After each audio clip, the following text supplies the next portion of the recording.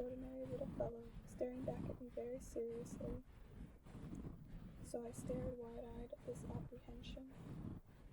Don't forget that I was 1,000 miles from any inhabitable territory, yet this little fellow seemed to be neither lost nor dying of exhaustion, hunger, or thirst, nor did he seem scared to death. There was nothing in his appearance that suggested a child lost in the middle of the desert 1,000 miles from any inhabitable territory. When he finally managed to speak, I asked him, "But what are you doing here?" And then he repeated very slowly and very seriously, "Please, draw me a sheep." In the face of an overpowering mystery you don't dare disobey, absurd as it seemed, 1,000 miles from all inhabitable regions and in danger of death, I took a scrap of paper and a pen out of my pocket.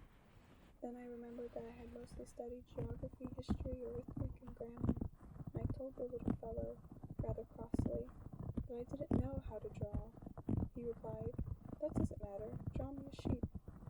Since I had never drawn a sheep, I made him one of the only 2 drawings I knew how to make. The one of the boa constrictor from outside, and I was astounded to hear the little fellow answer, No, I don't want an elephant inside a boa constrictor.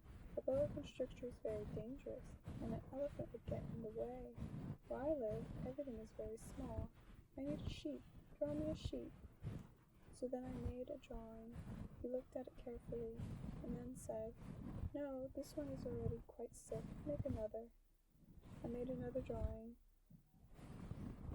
My friend gave me a kind, indulgent smile. "You can see for yourself, that's not a sheep. It's a ram. It has horns." So I made my 3rd drawing, but it was rejected like the others. "But this one's too old. I want a sheep that will live a long time." So then, impatiently, since I was in a hurry to start work on my engine, I scribbled this drawing and added, "This is just a crate. The sheep you want is inside." But I was amazed to see the young critic's face light up. "That's just what I wanted." "Do you think the sheep will need a lot of grass?" "Why?" "Because where I live, everything is very small." "There's sure to be enough. I've given you a very small sheep." He bent over the drawing, not so small as all that. "Look, he's gone to sleep. What's that thing over there?" "It's not a thing. It flies. It's an airplane. My airplane." And I was proud to tell him I could fly. Then he exclaimed, "What? You fell out of the sky?" "Yes," I said modestly. "Oh, that's funny," which annoyed me a good deal. I like my misfortunes to be taken seriously. Then he added, "So you fell out of the sky too? What planet are you from?" That was when I had the first clue to the mystery of his presence, and I questioned him sharply, "Do you come from another planet?" But he made no answer. He shook his head a little, still staring at my plane. Of course that couldn't have brought you from very far. Taking my sheet out of his pocket, he plunged into contemplation of his treasure. You can imagine how intrigued I was by this hint about other planets. I tried to learn more. "Where do you come from, little fellow? Where is this where I live of yours?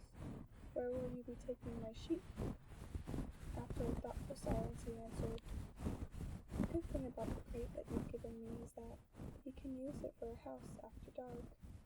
Of course, and if you're good, I'll give you a rope to tie him up during the day." This proposition seemed to shock the little prince. "Tie him up? What a funny idea. But if you don't tie him up, he'll wander off somewhere and get lost." My friend burst out laughing again. Where could he go? Anywhere, straight ahead. Then the little prince remarked quite seriously, "Even if he did, everything's so small where I live." And he added, perhaps a little sadly, "Straight ahead you can't go very far."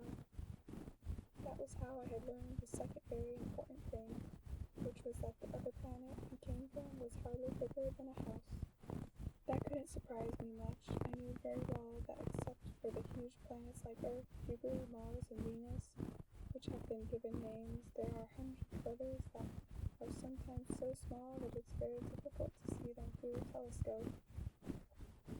When an astronomer discovers one of them, he gives it a number instead of a name. For instance, he would call it Asteroid 325.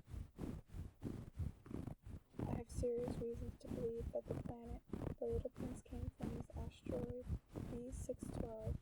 This asteroid has been sighted only once by telescope.